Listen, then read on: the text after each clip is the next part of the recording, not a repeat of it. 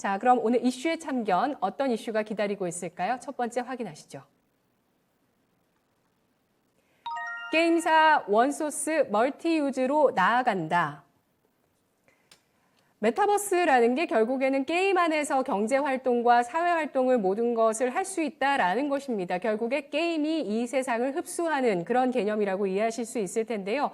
이런 가운데 게임사들의 진화가 눈에 띄고 있습니다. 단순하게 이 콘텐츠 가운데 게임을 제작하는 업체에서 플랫폼 기업으로 나아가고 있고요. 여기에 또 뭐 엔터사나 드라마 그리고 웹툰 같은 기업들에 투자를 하면서 이들 분야까지 끌어안는 종합기업으로 거듭나고 있는 모습인데요. 이 이슈 들여다보겠습니다. 서영환 전문가님 분석해 주시죠.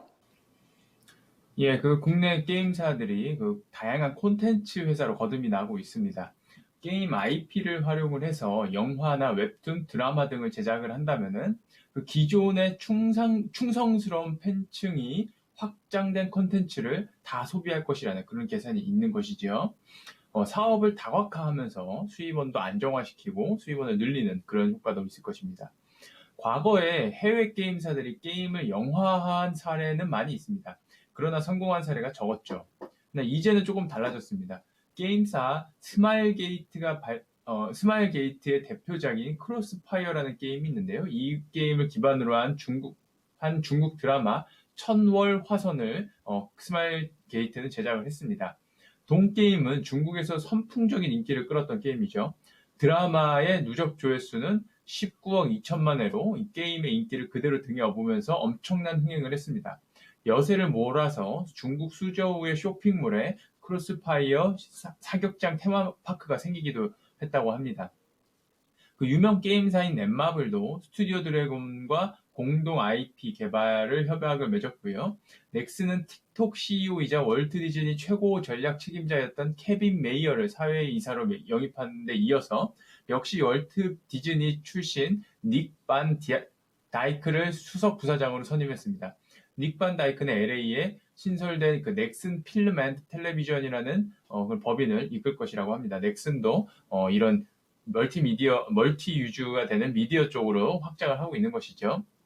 대작 게임을 하나를 제작을 한다고 한다면은 수백억에서 천억 원 가량이 되는 대량의 자금이 투입됩니다. 이렇게 막대한 자금이 들어가는 프로젝트를 게임이라는 한 소스로만 사용하는 것은 상당히 비효율적이고 낭비죠. 특히 게임의 소비층의 특징이 금방 새로운 것을 찾아 나서기 때문에 게임의 매출이 또 금방 꺾여버리는 그런 것도 있습니다. 이럴 때 다른 컨텐츠로 이 기존 팬층을 끌어들인다면은 추가적인 매출을 기록하도록 할 수 있겠습니다. 혹은 다른 컨텐츠, 드라마나 영화 같은 거를 보고 나서 흥미가 생겨서 게임을 하게 이렇게 이끌어 갈 수도 있는 것이죠. 그러니까 게임사로서는 게임이든 컨텐츠든 양측으로 수지가 맞는 그런 장사가 되는 것입니다. 작년 올해 드라마 제작사들의 주가가 상당히 좋았었는데요. 또 하나 이게 호재가 생긴 것으로 볼 수가 있겠죠. 방송사에 더해 OTT라는 새로운 매출처가 생겼어서 드라마 제작사들이 상당히 주가가 좋았었는데 이제 여기에 플러스해서 게임사라는 또 다른 매출처가 생긴 것이죠. 아직 게임사와 드라마 제작사 간의 관계가 어떤 식으로 정의가 되고 맺어질지는 모르겠지만 그냥 쉽게 생각을 해보시면은 드라마를 그냥 또 플러스해서 하나 더 제작을 한다. 매출이 더 생긴다. 이렇게 생각하시면 일단 편하시겠습니다. 드라마 관련주들이 전체적으로 추가적으로 상승할 수 있는 추가적인 모멘텀이 된 것으로 보여지고요. 드라마 관련사들 전체적으로도 한번 관심을 가져보시는 것도 좋겠습니다. 네, 알겠습니다. 중국에서 만든 일종의 드라마죠. 텐센트 TV로 OTT로 나가는 천월화선 크로스파이어라는 게임의 실사화라는 점에서 많은 또 기존 이용자들의 재구매라고 볼 수 있죠. 관련한 원소스 멀티유즈의 IP에서 게임도 보고 드라마도 보고 웹툰도 보고 이런 식의 원소스 멀티유즈가 엄청난 성장성을 불러일으킬 것이다라는 점을 주목을 해주고 있습니다. 그렇다면 전성진 전문가님께서는 이 게임사의 확장성에 대해서 어떻게 보시나요? 네, 이거는 게임사에 한정된 부분이 아니고 여러 분야에서 나타나고 있는 것 같습니다. 일단 한 작품이 다양한 매체에서 재탄생되는 일들이 많아졌는데 여러 분야에서 비슷한 현상이 일어나고 있습니다. 과거에 만들어졌던 영역의 벽을 넘나드는 경우가 많아졌다는 뜻인데요. 다른 시각으로 보면 또 다른 새로운 영역의 벽이 생긴 게 아닌가라는 생각이 듭니다. 결국 수익성에 중점을 두면 영역이 중요하지 않다는 것을 기업들 스스로 느끼게 된 것으로 파악됩니다. 정말 말 그대로 무한 확장 경쟁 시대라는 말을 실감하게 합니다. 한쪽이 피해를 줘가며 수익을 올리는 구조보다 정말 윈윈하여 상생할 수 있는 모델을 관련 기업들이 스스로 찾기를 바라겠습니다.